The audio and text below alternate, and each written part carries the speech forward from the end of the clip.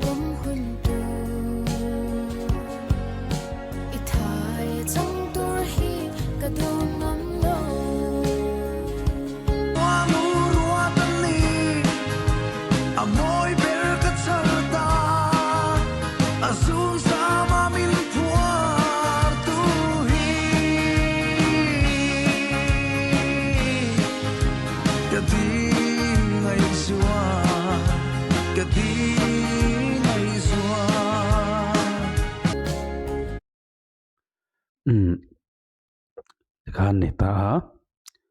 soyang khan pakhata o pae mema pakhat la hi a o hi anu o varate mayang chu tiang chi ve chun nia amara chu khami opa deu le onu deu ka han kal thiang sela amoi hian kan ring khopa chu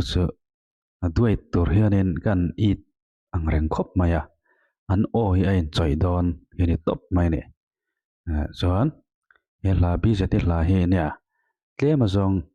an soi kan du deuh chu nia he mi hring ril ru hi thik na hian khat thi lo the ni lova abik takin hemi couple relationship bi ka pe hi chuan ani le zol em a ei in thren na alo om don po hian avat thena akal san ngor lamai chuan akina midang ne na an in pom le hun tur midang ta an ni hun tur ngawhangai tu khan kha tak mai kha vathi ki ol em thina chuan midang ta ni hun tur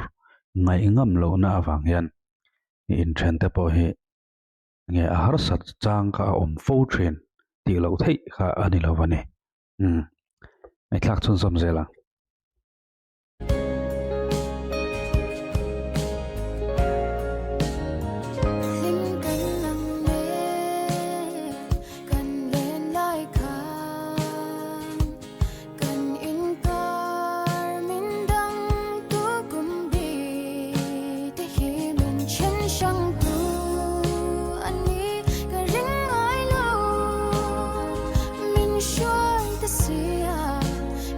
say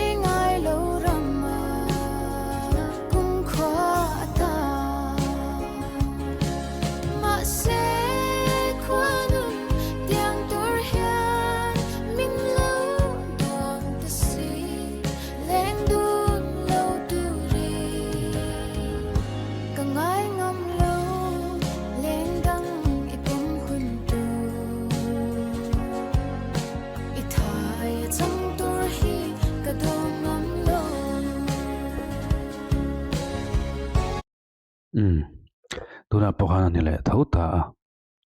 I thaya chang tur hi ka ngai ngam lo chu a thena re chan ber kha midang nupui emaw midang pasal emaw ni hun tur kha ka kha a ngai ngam lo lai ber chu ani ta ni he la pu tu hian mi pa nge pu chan a me chi nge pu chan chu ka re chuang lo amaro chu thaya ni chon me chalam hi kok de tlang pui thena zuwa ani he me palam ani tlang pui chu angin mi pa in me chia a pu chan na ani tura te po ngai tai la atrangatin bi zeti o hi thil hlim om deuh saknan hi chuanin ange a in me chiang em o tina chen kaneya brok deuh ril runna deuh ho ta na siam hi ni ngem o katia ni a o hi a sin ang bok hian thin lung chung ril hi azu thleng ma bi I thil sin a piang in thil hi alu chu ma bi ka chuwang chuan komkar te kilkar te po luan chuak vek thei tur khopa sin ni o anei rewa chu chuanin ril ru hi anne ma reu ni na langin ka ria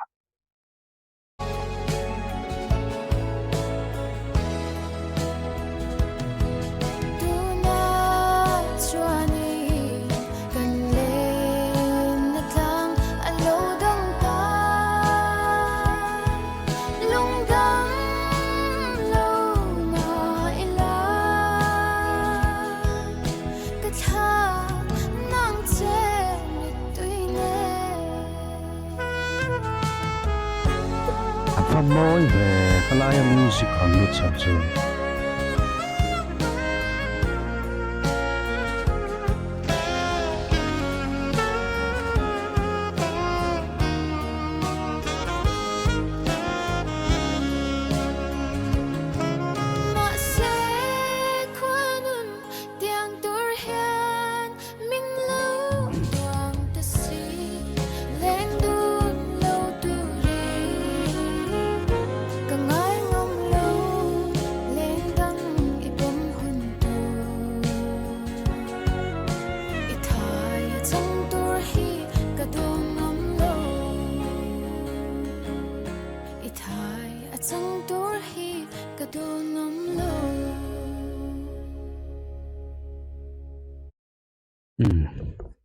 nè hay